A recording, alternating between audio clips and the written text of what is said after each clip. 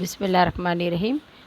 آج بچوں ہم سرگرمی نمبر 7 برج لیسن دیکھیں گے، جس میں ہم سب سے پہلے غذائی اشیاء جو ہم استعمال کرتے ہیں اس کی حفاظت کس طرح سے کی جا سکتی ہے اس کے بارے میں دیکھیں گے۔ یہ سامنے آپ کے کئی تصویریں ہیں جس میں الگ الگ طریقے سے اناج کو محفوظ رکھا جاتا ہے، اس کے بارے میں بتایا گیا ہے۔ دیکھیے، سب سے پہلے ہم کو احتیاط کون سی برتنی ہے کہ جو ہے کھلی چیزیں اشیاء نہیں کھانی چاہیے، اور جو خراب مکھیاں وغیرہ بیٹھ کر کے جو خراب ہوتی ہے، یہ چھوٹی کلاسز میں ہم نے سب پڑھ چکے ہیں۔ اس کے علاوہ ہم جو بھی چیز لیتے ہیں صحیح طریقے سے جانچ پرکھ کے صاف ستھری چیزوں کو استعمال کرنا چاہیے۔ یہ سارے ہم چھوٹی جماعتوں میں پڑھ چکے ہیں، لیکن اب ہم دیکھیں گے غذا خراب ہونے کی وجوہات کیا ہوتی ہے۔ تو سب سے پہلے اگر ہم غور کرتے ہیں تو غذا جو ہوتا ہے، یہاں پر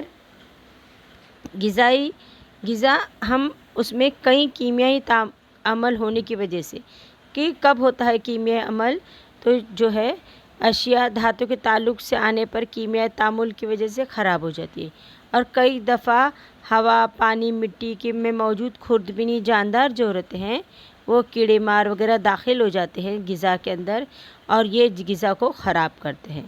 قدرت سے حاصل ہونے والی بعض چیزوں میں انسان کے عمل سے بھی خرابی پیدا ہوتی ہے، جیسے زیادہ پکانا، نم جگہ پر رکھ دینا، مناسب ذخیرہ اندوزی کی وجہ سے غذا کا معیار بھی خراب ہو جاتا ہے۔ تو یہ باللحاظ معیار غذا کی بربادی ہونے کی وجہ کیا کیا ہوتی ہے، تو صحیح طریقے سے تحفظی اقدامات نہیں اٹھائے جائے، اس کو دھیان سے نہ رکھا جائے تو ہو سکتا ہے۔ یعنی غذا کو دیر تک پکاتے ہیں، ترکاریوں کو کاٹ کر دھوتے ہیں، اور اسی طریقے سے آم انگور کے نامناسب نقل و حمل کے ذریعے سے بھی جو ہے غذا برباد ہو جاتی ہے۔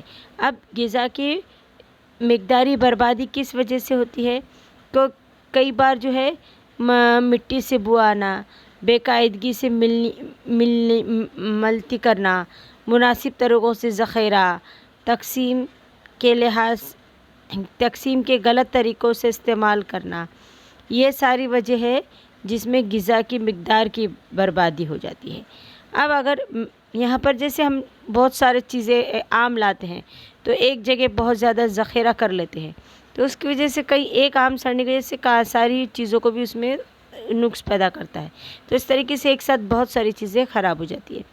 اب یہاں پر غذا کے تحفظ جو ہوتی ہے، اس کے لیے خوردبینی جاندار کی افزائش ہو کر خراب ہونے کے امکانات سب سے زیادہ ہوتے ہیں، اور کیڑے لگنا، تو اس کے لیے ہم کو غذا کو محفوظ رکھنا بہت ضروری ہے۔ اب یہ محفوظ کیسے رکھا جا سکتا ہے، تو اس کے بہت سارے طریقے ہیں۔ کچھ طریقوں کو ہم دیکھیں گے۔ سب سے پہلے ہم غور کرتے ہیں سرد کرنا۔ سرد کرنے سے مطلب یہاں پر کم درجہ حرارت پر غذائی اشیاء میں حیاتی اور کیمیائی تعاملات کی رفتار جو سست ہو جاتی ہے، اس لیے غذا اشیاء کافی مدت تک محفوظ رہتی ہے۔ اس لیے گھر میں جو ہے ریفریجریٹر کا استعمال کرنا، دھواں دے کر غذا کو محفوظ کیا جاتا ہے، اس میں ایلومینیم فاسفیٹ کا استعمال کیا جاتا ہے۔ اس کے علاوہ حشر کش دوائیوں کا استعمال، تھیلے میں اناج بھر کے رکھتے ہیں تو اس میں کئی بار جو ہے میتھالین کا چھڑکاؤ کیا جاتا ہے، جس کی وجہ سے وہاں پر اس میں کیڑے نہیں لگتے۔ اس کے علاوہ گیس کا استعمال کرتے، چپس وغیرہ دوسری چیزوں میں جو ہے اس میں نائٹروجن کا استعمال کرتے ہیں، اس میں موجود کیڑوں اور پھپھوند کی نشوونما کی جا سکتی ہے۔ اس کے علاوہ شعاع پاشی، اس عمل میں غذائی اشیاء پر برق پاروں کے چھڑکاؤ کرتے ہیں، مثلاً زیادہ توانائی والے الیکٹران ایکسیلریٹر کے ذریعے تیار کردہ ایکس شعاع تاپ کر ہمجا خارج ہونے والی گاما شعاعوں کے ذریعے خوردبینی جاندار، پھپھوند، کیڑے ختم ہو جاتے ہیں۔ اس طریقے سے فصلوں اور پھلوں میں تیار ہونے والی مدت بڑھانے کے لیے ان میں کم نقصان ہوتا ہے۔ اس کے علاوہ جو ہے تحفظی اشیاء کا استعمال کرنا، جیسے قدرتی تحفظی اشیاء دستیاب ہوتی ہے، جیسے نمک ہے، شکر ہے، تیل کا استعمال کر کے اچار، جیلی، مربے، پیٹھا وغیرہ تیار کرتے ہیں۔ اس کے علاوہ کیمیائی تحفظی اشیاء، اس میں خاص طور پر ایسیٹک ایسڈ، سرکہ، سائٹرک ایسڈ، سوڈیم بینزونیٹ، نیز اور کچھ نائٹرائٹ جو نمک کا استعمال کر کے سوس، جیلی، پکانے کے لیے تیار ترکاریوں کے غذا وغیرہ کے پیکٹ تیار کر کے انہیں کافی دنوں تک محفوظ رکھا جاتا ہے۔ اس کے علاوہ پاسچرائزنگ، اس عمل میں دودھ کے اس طرح سے اشیاء کا محفوظ درجہ حرارت تک مثلاً 80 ڈگری سینٹی گریڈ پر 15 منٹ تک گرم کیا جاتا ہے اور پھر فوراً ٹھنڈا کیا جاتا ہے۔ اس میں موجود خوردبینی جاندار ختم ہو جاتے ہیں اور دودھ زیادہ دیر تک محفوظ رہتا ہے۔ یعنی ان سب طریقوں سے سرد کرنا، دھواں دینا، حشر کشی، دوائیں دینا، شعاع پاشی، گیس کا استعمال، تحفظی اشیاء کا استعمال، پاسچرائزیشن، یہ سب طریقوں سے ہم غذا کو کچھ حد تک محفوظ رکھ سکتے ہیں۔ اب اس کے بعد ہم دیکھتے ہیں کہ غذا کو محفوظ رکھنے کے علاوہ غذا میں ملاوٹ کو بھی روکنا بہت ضروری ہے۔ بہت ساری چیزوں غذا میں ملاوٹ ہوتی ہے، جیسے اکثر دیکھا گیا ہے کہ مرچی میں اینٹ کا برادہ ملایا جاتا ہے۔ اس کے علاوہ جو ہے ہلدی میں جو ہے یہاں پر اس میں بھی دوسرے جو ہے طرح کے کیمیکلز ملائے جاتے ہیں۔ یہ روے میں لوہے کا ملایا جاتا ہے، یہ ساری چیزیں ملائی جاتی ہیں۔ اس کے علاوہ کالی میری میں جو ہے پپیے کے بین ملائے جاتے ہیں۔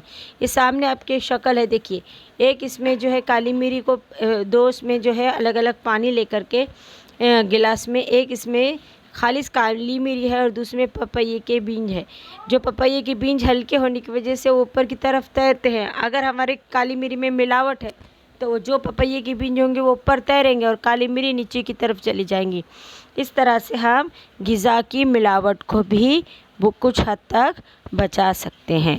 تو یہاں پر ہم کو سمجھ میں آتا ہے کہ غذا ہم صاف ستھری استعمال کس طریقے سے کر سکتے ہیں اور کس طریقے سے اس کو محفوظ رکھ سکتے ہیں۔ امید ہے سب کو سمجھ میں آ گیا ہوگا۔